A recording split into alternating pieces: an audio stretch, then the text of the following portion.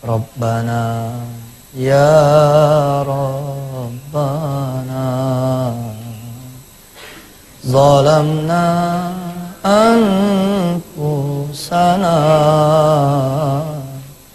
wa illam taghfir lana wa tarhamna lanakunanna minal khasirin. Buat apa kita genggam kita punya harta, tapi kemudian kita dihadapkan pada hari hisab nanti harta kita nggak menyelamatkan. Halaka anni maliya.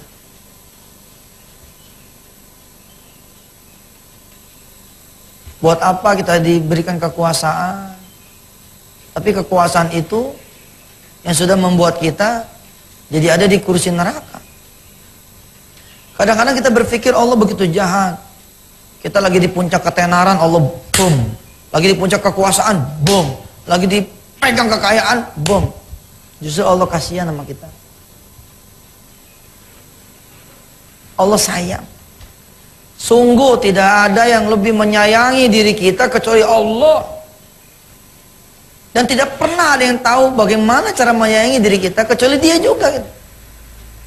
Kita hanya perlu membuka hati kita untuk kehadiran Allah. Selebihnya anak kenikmatan, kenikmatan, dan kenikmatan. Apa betul kebahagiaan itu adanya di uang? Toh nyatanya pernah ada cerita. Ada orang kaya yang mengetuk pintu sopirnya. Buka, buka Pak, buka. Begitu dibuka sama si sopir, bapak, gue mau tidur di sini deh, gue puyeng. Pada si sopir barusan tadi siang merindukan, pengen tinggal di rumah majikan. Tiba-tiba sekarang majikannya malah pengen tinggal di situ. Apa kata si sopir? Pak, kita nggak ada ranjang. Bapak mau ya begini, ya nggak apa-apa udah. Pokoknya gue pengen tidur doang. Semua orang pengen posisi korun. Tapi ketika korun dibenamkan, nggak ada yang pengen seperti korun. Wailaka. Wah, celaka tuh kalau saya jadi korun. Begitu ya. Insya Allah. Ada sebuah ungkapan indah dari penyair terkemuka, Khalil Gibran, yang menyatakan bahwa kebahagiaan itu nggak terletak di dalam luar diri kita. Tapi kebahagiaan, kekayaan sejati ada di dalam diri kita. Insya Allah Ustaz akan melanjutkan kembali kajiannya setelah pesan-pesan yang berikut ini. Tetap di Nikmatnya Sedekah. Baik pemirsa yang dirahmati Allah, jika ingin bergabung dengan kami bisa di line telepon 0218779000 atau di 021877988000. Ustaz, sudah ada penelpon masuk nih. Ya, silahkan. Assalamualaikum. Assalamualaikum. Ya, silakan. Ya, dengan siapa Pak? Dengan Pak di Brebes Selatan. Ya, silakan. Oh ya, silakan Bapak. Assalamualaikum. Waalaikumsalam. Waalaikumsalam. Ini motor. Ini nggak kedengeran nih. Maaf Pak, agak putus-putus. Halo. Ya, Ya, ya, silakan. silakan Bapak. Ini mau nanya sama Pak Ustadz Mansur, Pak. Silakan Bapak, silakan. Ini Pak, saya banyak masalah nih Pak. Ya. Banyak utang di bank Pak. Yang ditanyakan gini Pak. Masalahnya kan dulu saya pernah ke pengajian Pak.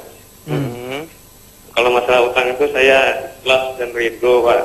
Cuma yang menjadi pertanyaan, kata Kiai di majelis taklim, dia bilang tidak akan masuk surga dan akan berjalan kepala di bawah pada maksa.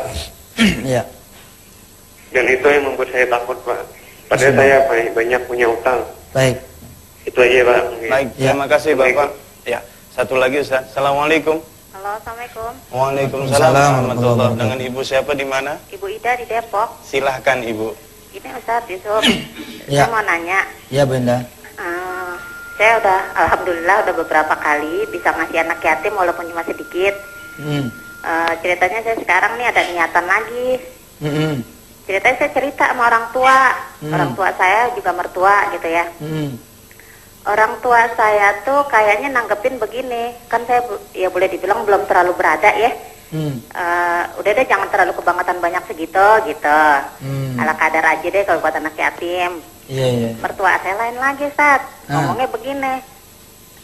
Ya kalau bisa sih belum dulu kali lo katanya ngasih ke situ-situ gitu. Lo kumpulin aja buat nambahin dandanin rumah gitu. Sedangkan saya buat dandanin rumah kan duitnya gede banget ya. Saya kagak ada, cuma ngasih anak-anak yang paling berapa sih Ustaz, kebanyakan nambahinnya. Jadi saya gimana Ustaz, mesti ngikutin siapa? Iya Ibu, makasih. Sama satu lagi Ustaz. Apa tuh? Kalau saya ngasih anak yatim yang itu aja ya alhamdulillah cuma 10 orang deh, keseringannya sih 10 orang. Ame saya ngasih itu misalnya tiap bulan rutin ya 10 orang. Ame saya ngasih ke tempat lain, tapi tetap uang itu yang setiap bulan itu. Itu berkahnya gimana Ustaz? Baik Ibu, terima kasih. Ya Ustaz. Assalamualaikum. Waalaikumsalam. Silakan Ustaz.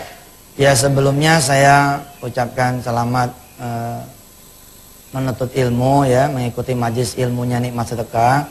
Buat kawan-kawan di Brunei Darussalam, di Singapura, di Thailand, di Vietnam, bahkan di negara-negara di Eropa, termasuk di benua Australia. Ternyata hari demi hari tayangan kita ini memang meluas ya. Sampai kemarin di Jepang pun ada yang melihat tayangan ini dengan parabola.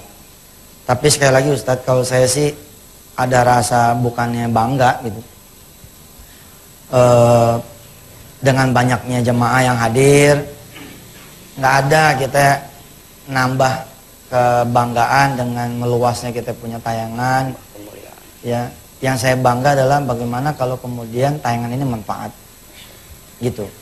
Baik, untuk saudara yang pertama, bahwa benar nggak kalau utang itu kemudian nggak kebayar, nggak dibayar, dia akan ngegantung di kaki langit.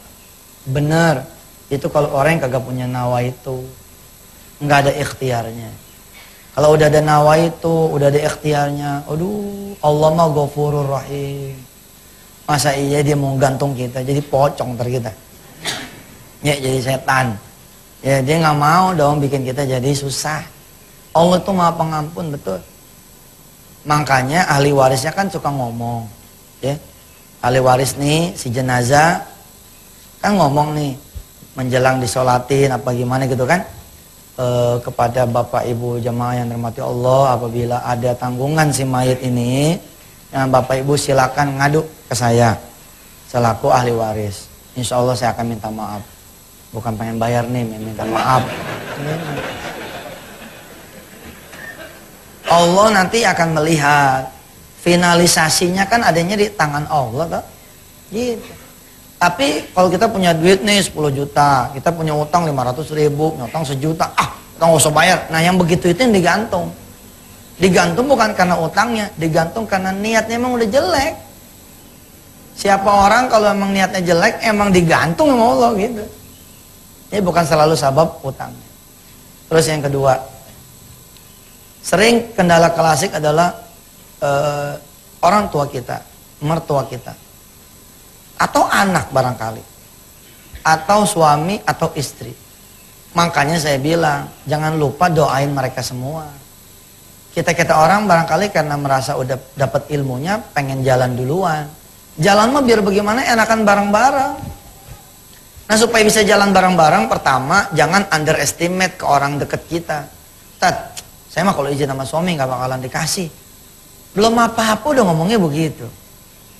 Doa dong sama Allah, ya Allah saya pengen ngomong nih sama suami, pengen ngasih anak yatim. Mudah-mudahan ya Allah Engkau memberikan jalannya supaya suami saya bisa ngikut saya ngasih makan anak yatim.